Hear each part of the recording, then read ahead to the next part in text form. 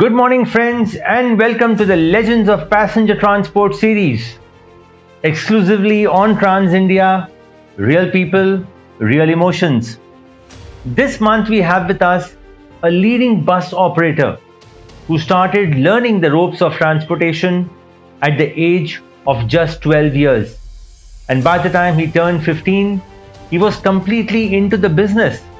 And of course, he was also completing his education alongside. Today, his company is into multiple facets of passenger transportation and is one of the leading names in the passenger transportation business.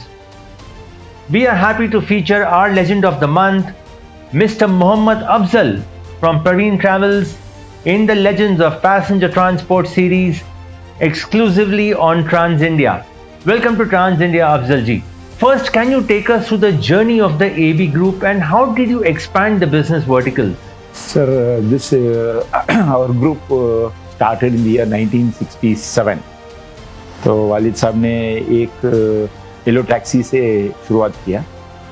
इसके बाद थोड़े lorries डाला उन्होंने. फिर 1980s में जब हम college गए तो I wanted to change the old pattern of meter taxis and lorries. तो हमने टूरिस्ट टैक्सीज डालना शुरू किया.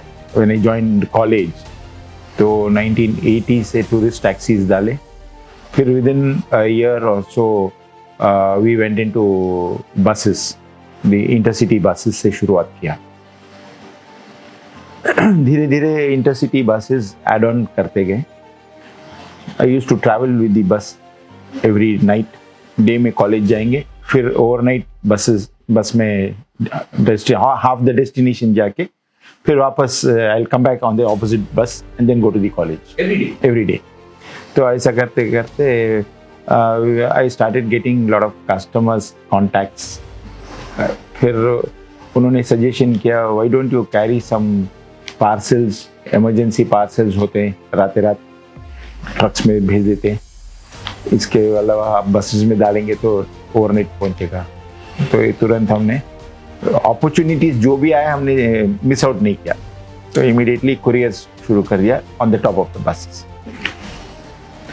फिर थोड़े दिन ऐसे ऑपरेट करते रहे तो टूरिस्ट बसेस का डिमांड धीरे धीरे शुरू हो रहा था, where foreign tourist groups used to come. तो उस time Sita world travel, TCI और गवर्नमेंट ऑफ इंडिया टूरिज्म एक एक के पास एक बस होते हैं. गवर्नमेंट ऑफ इंडिया टूरिज्म के पास 2 या 4 गाड़ी होंगे. सीता वर्ल्ड ट्रैवल के पास एक होगा, क्योंकि these are very seasonal tours. Foreigners used to come only during थोड़ा विंटर टाइप ऑफ क्लाइमेट के ऊपर. पीक समर में नहीं आते थे. तो इन लोगों ने एक बस अलोकेट करके रख लेते. फिर then when I used to understand the scenario, धीरे धीरे हमने टूरिस्ट बसेस इंट्रोड्यूस करना शुरू किया. तो we were able to get a good number of hotels, 5-star hotels, various travel agents. All these people signed contracts with us to provide buses as and when their groups come in. So that became another vertical. Tourist buses देना शुरू किया. फिर tourist cars मांगना शुरू किए. फिर high and cars, Mercedes cars, ऐसा अलग अलग सेगमेंट. तो वो that became another vertical. Similarly, a lot of MNCs started coming in 1991. Hyundai started coming in. Hyundai was 1996. Stone breaking ceremony हुआ. फिर धीरे धीरे various other companies started coming in. We started providing the staff transportation for the total employees commutation के लिए. That is a different category of buses. उतना investment नहीं होता है. Limited returns, limited investment. तो वो that became another vertical. तो धीरे धीरे as opportunities keep coming, we were just growing on. While this was happening, all these MNCs wanted drivers for their expats.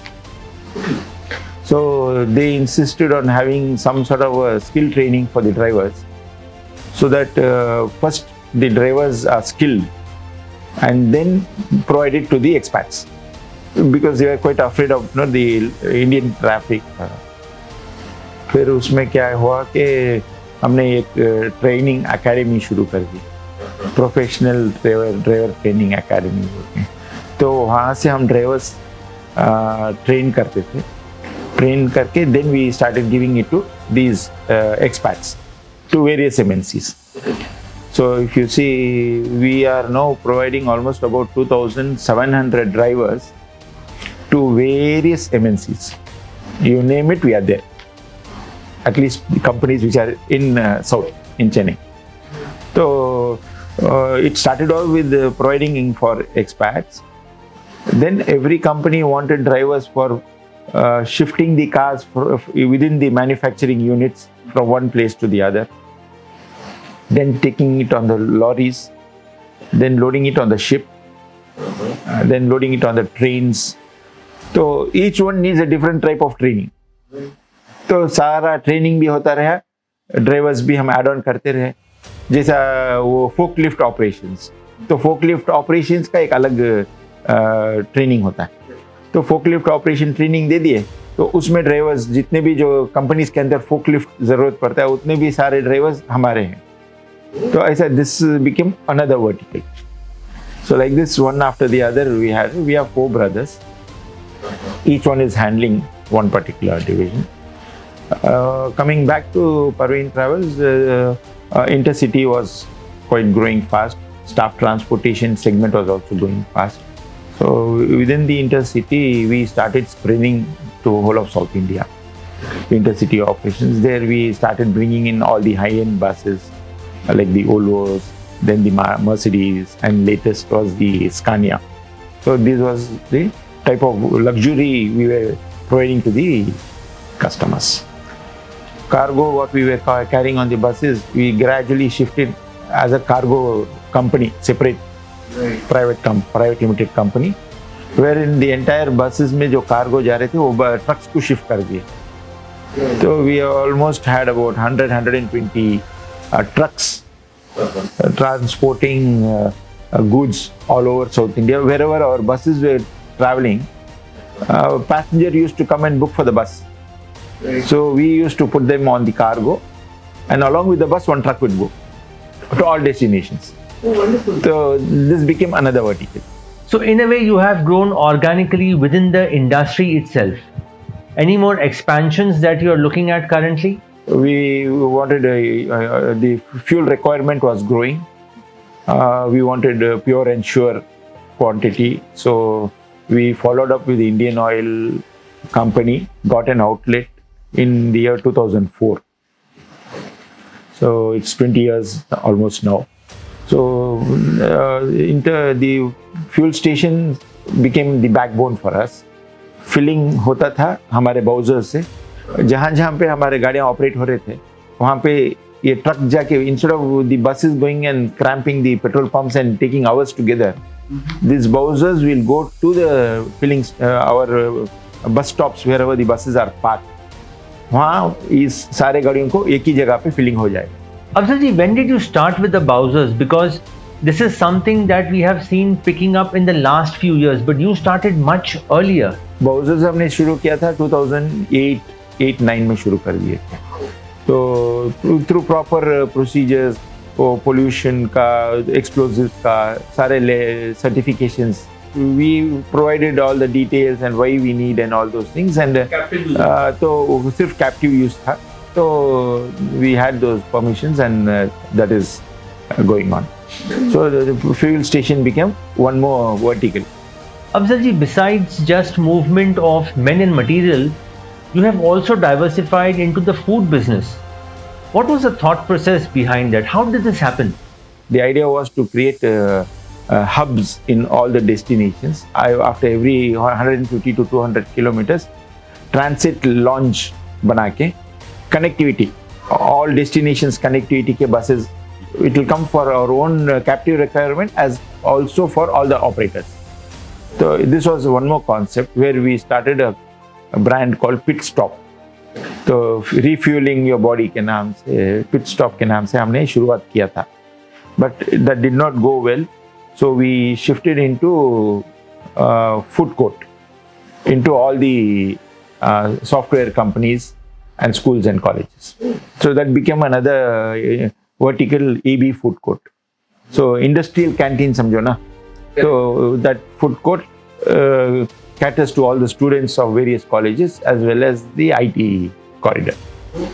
So this is the entire history of our AB group. Well, that truly is a remarkable journey. But what is your current fleet of trucks and buses? Trucks are almost about, in case after this pandemic, all segments we have reduced a large number of buses and trucks. Now earlier we had about 1,200 buses and cars and tempos put together. Now we have about 900 vehicles put together. We have reduced about 200 to 300. Trucks we had about 110 trucks. Now we have reduced it to 50 trucks. Okay. Yeah. So gradually, as the industry is now gearing up, we are slowly once again adding on the fleet. Afzalji, you just mentioned the pandemic. How difficult was that period and how did it impact your business, especially the bus segment?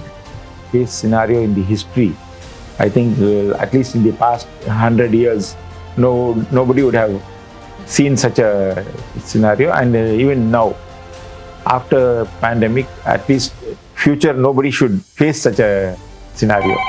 That was the worst sort of thing which had happened. If you see all the vehicles lying idle, but salaries to be paid was a very big challenge. We could pay 50% of the salaries, but even that 50% for 2 years was really a very tough period, I should say. All our reserves got exhausted, entire working capital exhausted. We had to sell few properties to overcome all these pressures. This is the scenario in most of the operators' cases. In case, unfortunately, many large players who had big overheads could not really come back. The reason was only this. Overheads were quite high, and unfortunately the bankers also did not come to support. Bankers came to support to the operators who were very clean chit, without any rating issues and all such things. That way, if you see, maybe around 45 to 50 or maximum 60% people would have got that support. But that has become one more bottleneck now. After 2 years, now the repayment has started. So with the existing loan, repaying the backlog after having paid interest for thing is actually putting everybody into deep trouble. So if you really see, the full strength of the passenger fraternity has not come back. Though the business seems to be booming and all those things, but the strength, the fleet of all of India, which was pre-COVID, is still not come back. Afzalji, while things started getting back gradually, how difficult was it getting the fleet back on the road, especially the high-end vehicles? I'm telling you, it was the toughest time in our history, in our life, and it is still going on. It is not that it is over. Unfortunately, all these high-end vehicle manufacturers, because the dealers were also sick, they did not come to the rescue of the operators, because the dealers, the type of invoicing they were doing on each high-end buses was not less than 20 lakh rupees. So no credit, no facilities, no bank support, and still you have to bring back these vehicles. It was quite very challenging. And as I told you, at least maybe about 1/3 of the vehicles are yet to come out. Still waiting for funds to get those vehicles updated and bring it back on the road.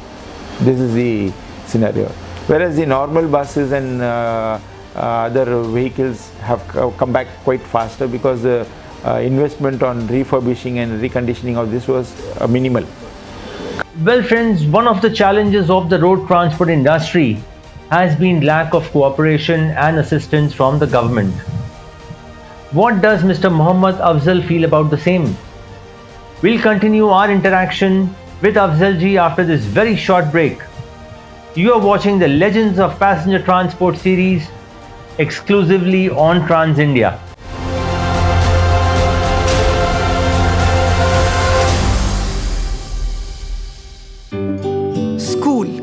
बच्चों का दूसरा घर होता है और इस घर का ख्याल रखना एक प्रिंसिपल के लिए आसान नहीं। पढ़ाई के साथ बच्चों का आराम, उनकी सेफ्टी, छोटी से छोटी चीज़ मेरी प्रायोरिटी है। वैसे ही स्कूल बस चुनना भी एक बहुत बड़ा डिसीजन था। पेरेंट्स का पीस ऑफ माइंड, मैनेजमेंट का भरोसा और बजट साथ लिए चलना पड़ता है। इसीलिए कभी कभी फर्म भी बनना पड़ता है। आखिर कोई अपने बच्चों की जिम्मेदारी मुझे दे रहा है तो कोई बजट की। लेकिन इतने सालों में एक चीज समझ आई है, अगर सही डिसीजन लें तो सबसे ज्यादा प्यार भी प्रिंसिपल को ही मिलता है।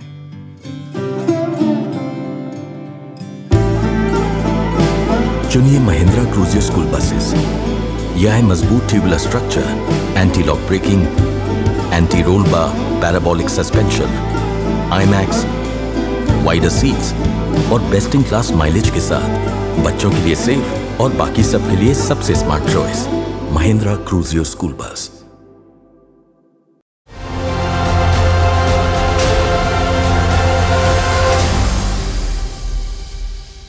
Welcome back to the Legends of Passenger Transport series. We are in conversation today with Mr. Mohammed Afzal from Parveen Travels. Afzal ji, do you feel that somewhere the government is not supportive of this segment? We've been approaching in all directions about this. A lot of efforts have gone to convince the government. We had been to central government quite often. Met the Ministry of Road Transport, met the Finance Minister, gave all our representations. And at the end of the day, we had to go to the level of going to the Supreme Court. Supreme Court simply gave the direction saying that RBI has to immediately look into it and sort it out. General direction. Then RBI said, we have already given direction to all the banks, they will look into it. When we went to the banks, they said we do not have that type of funding capacity to infuse funds into this system. Because unfortunately, because the transport, passenger transport, initially they said only 6 months, but nobody anticipated that it would extend for 2 years. As a result, the bankers were also jittery in supporting on these particular passenger segment. They did not come forward because it was marked red. Passenger transport industry was marked red. So no banker wanted to take any chance on infusing funds, and tomorrow if it doesn't come back, then their banks get affected. So in this way, no support came, frankly speaking. There are a lot of mentions on the papers, but ground reality was only small players, as I said, maybe about 50 to 60% availed these benefits. But the larger players could not get any support. As a result, they had to get into deep trouble, and still they are reeling to come out of it. You have been in this industry since the early 80s, a long time. What major changes have you seen during this illustrious journey of yours from an industry perspective as well as bus technology? Industry, in case if you see, it has risen to a very great extent. The sophistications, the products have come out quite well.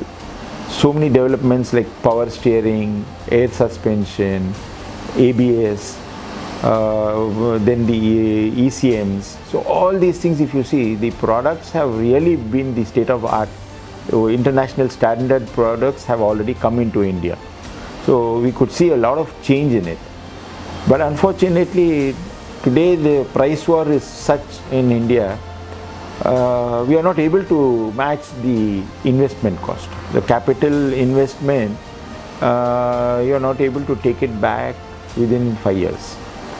So you have to stretch it for at least 7 to 8 years. As a result, what happens is by then the vehicles are totally under scrap condition.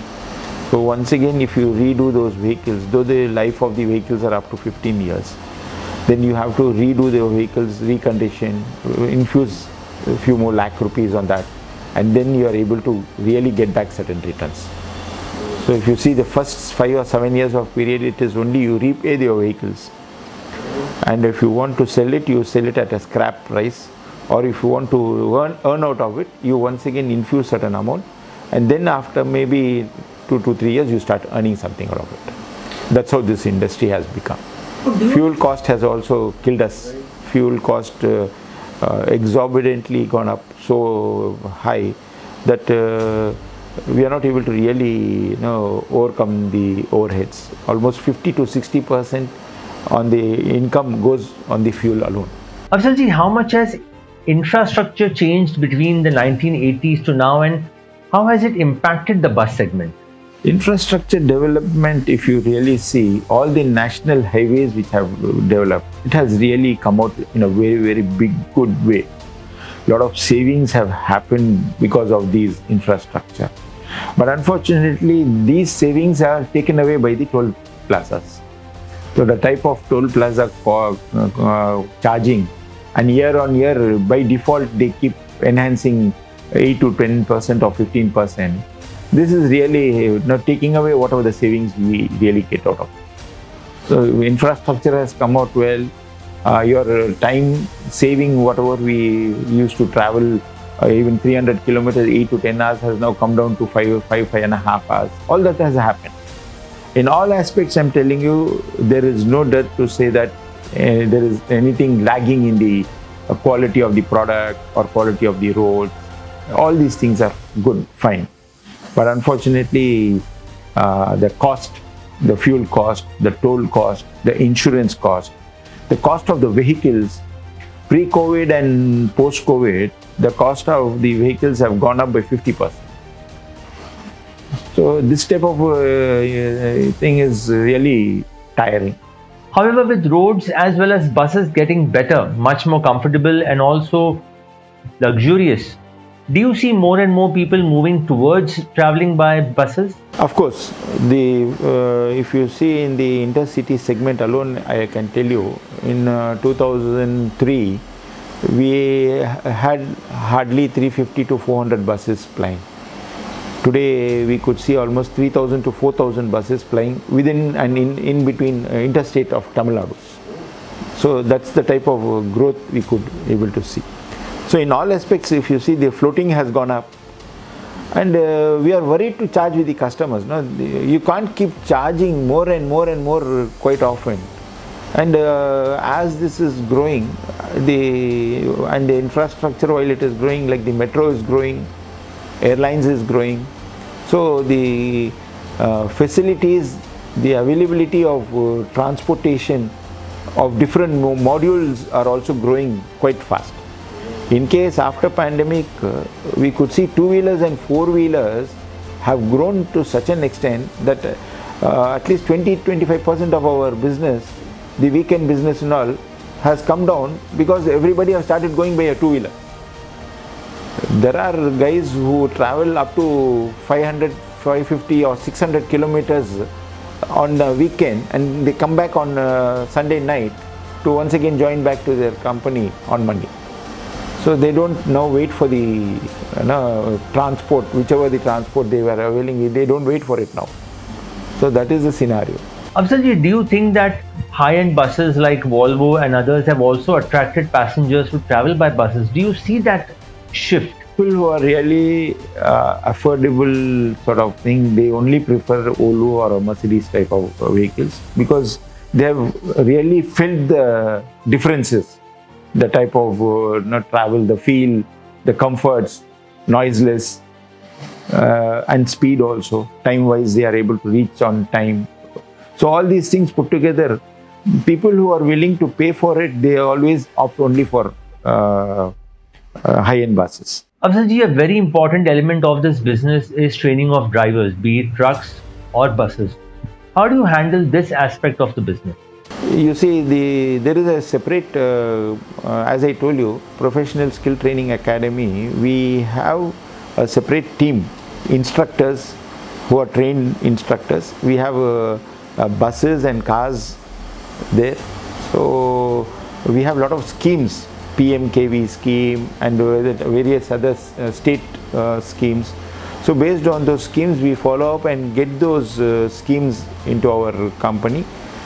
We provide training and we claim from the government. Though it is not a big money, but for the social cause, if you see, we are able to really do something towards the society. But at the same time, blessing in disguise is while we are training, we are also asked to provide a job for them. So we scout for jobs with various MNCs, and once the drivers are trained, we provide them the job. So that is how this particular thing, we have syllabus for them. We have 4 months of training, and especially when it is a government training, the exams are conducted online with a camera video being monitored, recorded. So all this recording is done, whether there is any malpractice or thing happening.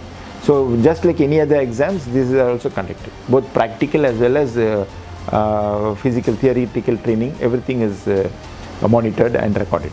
You have been in this industry long enough. What would be the major challenges that you have faced during this period? Challenges, if you see, every stage there is a challenge. Every step there is a challenge in this particular industry. If you are aware of the rules, regulations, acts, and if you try to work within the parameters with the proper discipline, I don't think there is any challenge. The only challenge is if you go overboard, you get into financial trouble. If you go undercoating, you get into trouble. So all these things keep coming all across, and when you are really expanding and when more and more offers come, you always get into this trap. You go overboard, you get overfinanced, and you get stuck. To overcome that, you go undercoat, once again you go stuck. So all these are led to the promoters. The promoters work within certain parameters, within their limits, then I think there is no challenge. Like any other industry, this is also best of the best industries, and the type of experience and the guts you get in this industry, I'm sure you can handle any other industry once you get trained into this. Any family business comes with the challenging of managing not just the business but also the family. The situation becomes even more challenging once the next gen starts entering the business. So how is the AB group handling this challenge? We learn more about this after this very short break. You are watching the Legends of Passenger Transport exclusively on Trans India.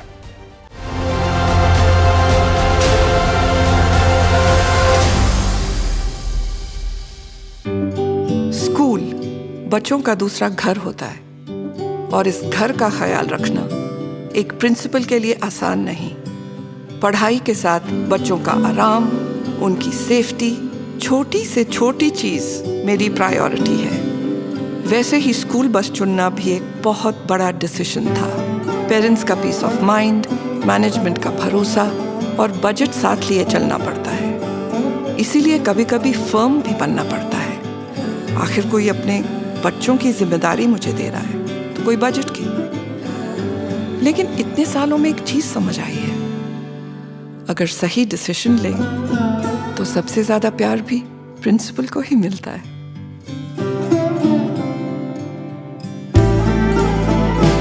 चुनिए Mahindra Cruzio school buses.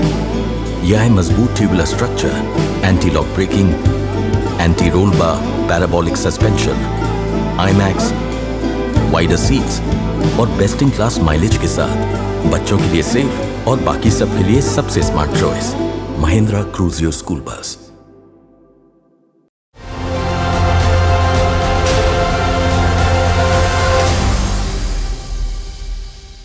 Welcome back to the Legends of Passenger Transport, and we are in conversation today with Mr. Mohammed Afzal from Parveen Travels. Afzal ji, how has been the coordination and distribution of work between the brothers, and what about the next gen that has joined the family business? Setup is like, as I told you, we have created verticals, and each vertical, one of the directors is the managing director. So, like in Parveen Travels, I am the managing director. I have the maximum shareholding. The other directors, one takes care of the housekeeping sort of thing, one takes care of the maintenance. So the automobile segment where I really forgot to tell you that in-house automobile maintenance yard is a separate one. You would have seen in our movie. So there also, while we do our retailing, our captive maintenance, we also go in for retailing like Ashok Leyland CS dealership, Tata Motors dealership, AMW dealership. So each one is taking care of his own company while he is also supporting the parent company. And that's how the arrangements. So, does he get to choose what segment he wants to join? Yeah, we have left him that, given him that free hand, whichever he wants to choose. Then maybe we can give him full importance to how he can really take it forward. Unless and until today's mindset for the children is, unless and until we are really keen to get into it, if you force it, it is not going to happen. So we'll have to give them some chance to really. Afzalji, did you have a choice really when you joined the business? Yeah, it was a natural choice because if you see, my age of joining in this industry was about 12 years. When I was 12, I started going along with my uncle because dad had lorries and these lorries used to go for loading. And my uncle used to take me along and make me see all these, how loading happens and how the maintenance happens. So from that time onwards, I got passionate to it. And from maybe age of 15, I became a full-fledged transporter, enjoying the trips, going along with the lorries, taking care of the maintenance, partially going to school, partially attending these things. Like this we had been.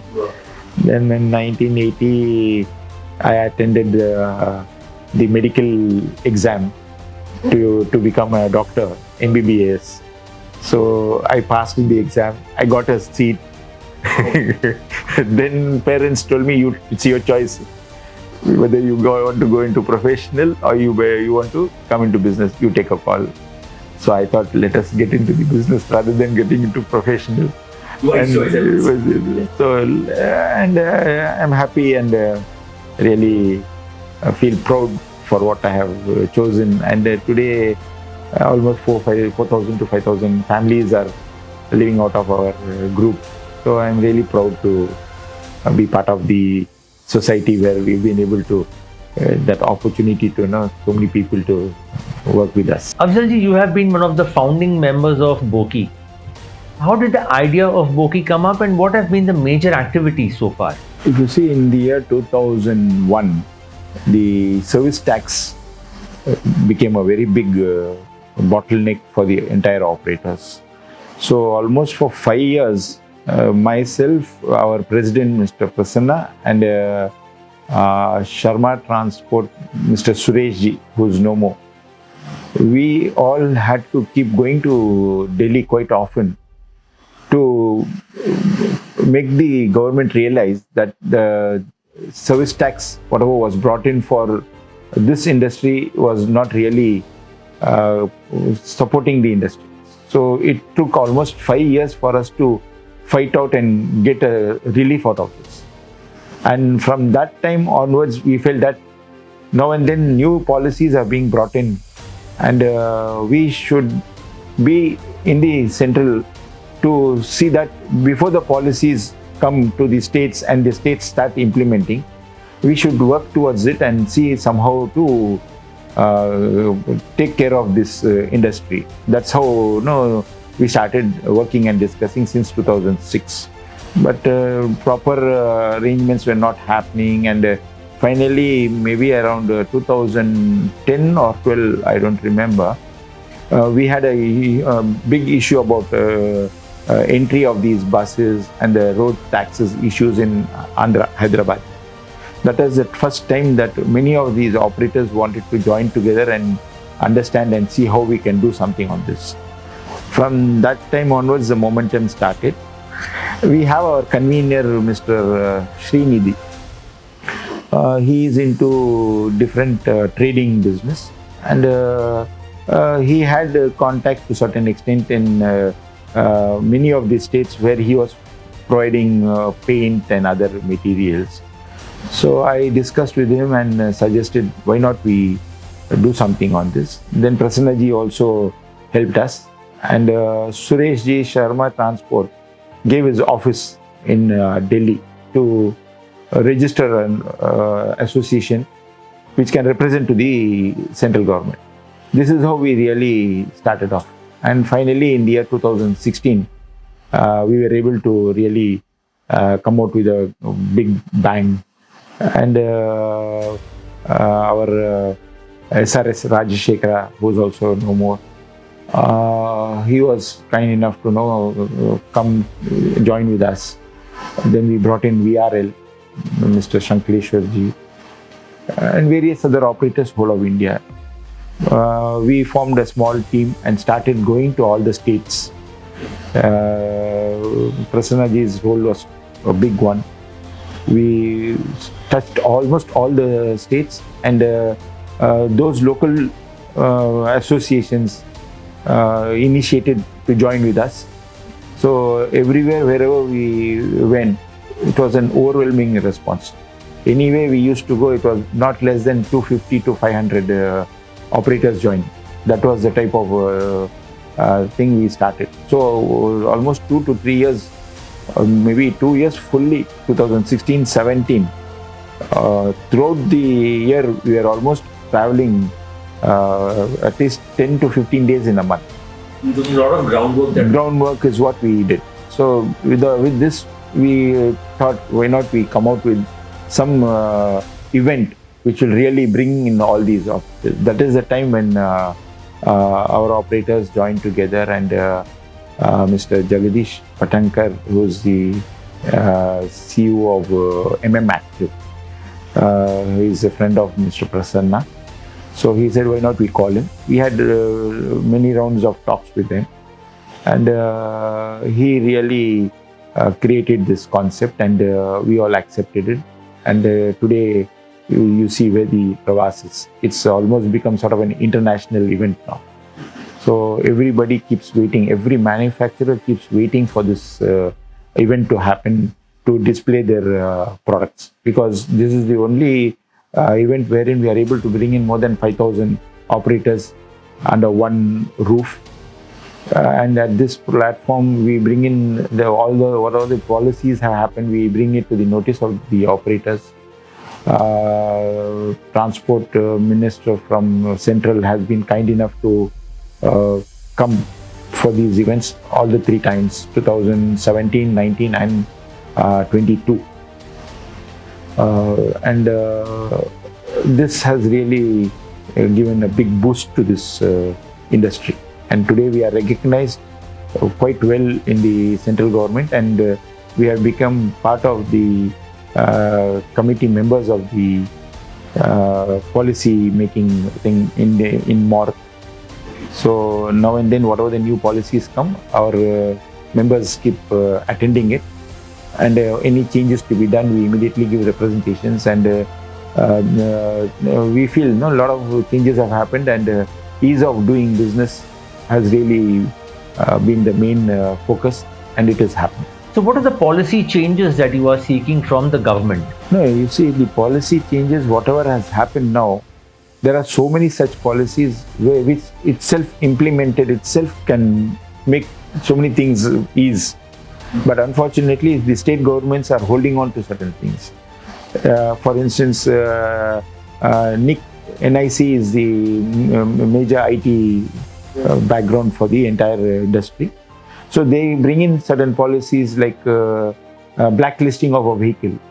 If somewhere in Orissa or somewhere the vehicle has been charged with some small fine or something, and if that has not been paid, because it goes unnoticed. Drivers, they take the check report and come out, and if it goes unnoticed, the vehicle is blacklisted. After that, you're not able to do anything here. Yeah. So then we had to approach the central government and make them realize what is happening. Similarly, when you say the online road taxes to be paid, certain governments do not allow that to happen. You have to go to the RTO and then pay. Online permits for the entry of the borders, that is not happening. So like this, the number of policies which the central government has brought in, if only they apply that and allow everybody to operate, like if you see the AITP, ATP is not allowed in few states. They say that if you allow that, they will lose their revenue. They don't understand how much tourism and transportation will improve. Instead of that, they keep talking only about the revenue to their government. And in case the revenue to their government is growing actually, but they do not want to really disclose that, and instead they keep saying that revenue gets lost. It's just an excuse for them to avoid certain things. Afzalji, do you think that the government, especially state governments, look at road transport, be it cargo or passengers, just as a source of revenue? Exactly. In recent times, they implemented all the type of fines. The central government had brought in a lot of stringent norms and huge fines. Drunken driven 10,000 and 25,000 for not having the original license. Some different types of some fines. Those were immediately implemented. Millions and millions of rupees have already been sucked by the department from the public. So when there is a revenue scheme which is favorable for them, immediately they will implement. So they don't bother about what is the impact it is really going to happen.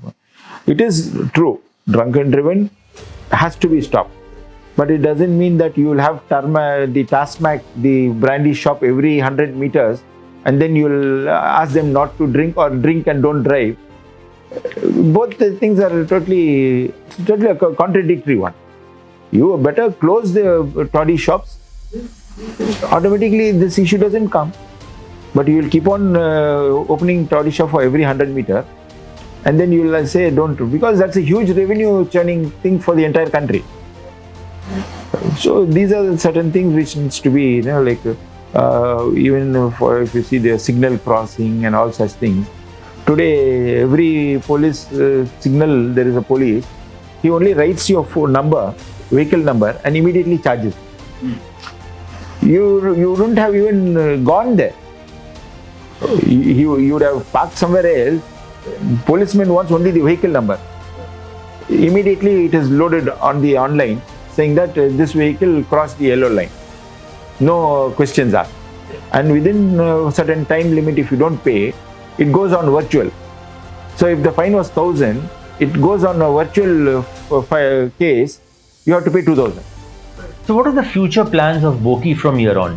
So the Boki plan, in case Boki's platform has become so strong, now the central government is expecting us to come forward to take over the electric bus operations, because electric buses needs to be brought in to overcome this ESG norms, and they have certain target within 2025 and within 2030. They have to replace these ICE vehicles to electric vehicles. Unfortunately, they gave the subsidy only to the STUs. So the number of buses which were given under the subsidy was only those number of buses which were taken by the STUs. After that, they did not take.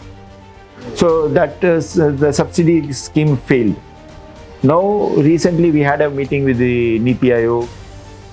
They wanted us to come out with a large number. They said they will work out some module, because today the private financiers are not paying us, giving us the loans for these EV vehicles. Still they are not proven, and the investment is quite huge. So we've been working with the World Bank also. What they have suggested is like to come out with a scheme where you conglomerate with all your operators, and maybe you place an order for about 50,000 buses together, so that we can bring down the cost of the vehicles, subsidized, and also not try to manufacture them quite fast, so that replacement happens within the targeted time. So this way, if you see, Boki is on the right track, and it is on the position in such a way that today anything required for the passenger transport industries, if we really go and represent the government, they will always come forward. They are ready, willing to do a lot of things for us. That is the situation today we have come up. Afzalji, at Parveen Travels, what is the plan with EV buses? Where do you see that going? So we have already got about 90 buses, electric buses operating in Bangalore on a triple P mode. since 1.5 years.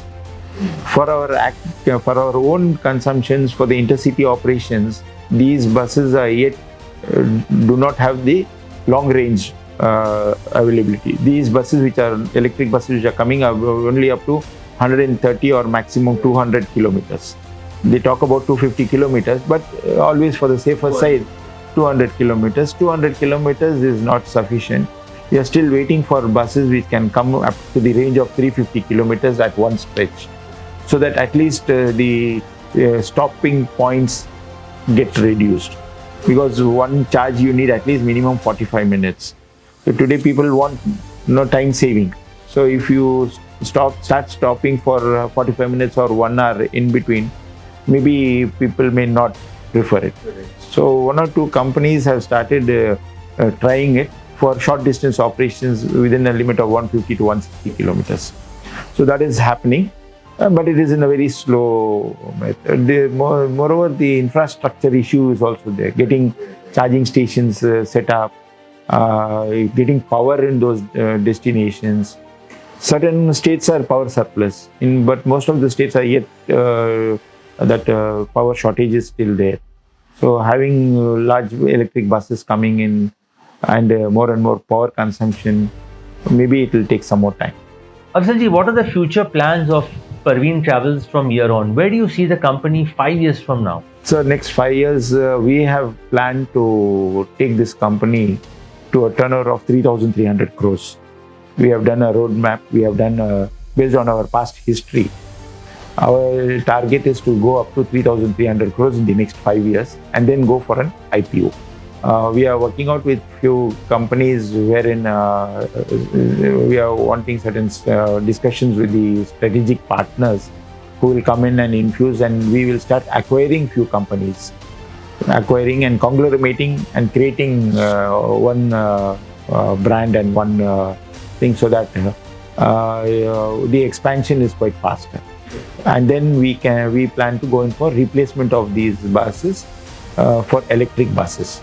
That may happen maybe down the line after 3 to 4 years. Once the infrastructure is set, more buses keep coming in, manufacturing get geared up, automatically all these buses will start getting replaced for electric buses. Finally, Afzalji, any advice for youngsters who are part of this business or who are planning to come into this business? If you see the youngsters, it's very difficult to convince them because they want easy money. So all these industries, since it comes under an unorganized sector, you have to go through so many hurdles and so many stumbling blocks. Children don't have that type of an acumen. They don't want to really go through all these ordeals. They want to earn more easily than what it is. But frankly speaking, this is the one industry where you really have the capacity to meet everyone from the lowest of the lowest in the industry to the topmost in the country. So that type of an industry is only this industry where you come across all these things. You get the entire guts to handle different type of situations, to handle the financials. Everything is there. And the industry is also the returns are good if you plan well. As I earlier told you, no overstretching, no undercoating. Then I'm sure this industry can go to different levels. And youngsters have a lot of ideas, a lot of new talents. If only they implement it in the right direction and come forward, I think this industry, it actually needs such youngsters to come into this industry. Because if you see, we represent India almost 90% as private operators, and only 10% is what the STUs are. So the scope is so large and wide that anybody who is coming into this field has enough scope to handle the business and earn for him, as well as give a good service to the society. Well, friends, that was the illustrious journey of Mr. Mohammed Afzal, who started working at the age of just 12, an age where kids these days are hooked onto their phones and social media. This has really been an inspirational journey, and we hope many viewers will have key takeaways from the life of Mr. Mohammed Afzal. We will be back again next week with another interesting and inspiring journey.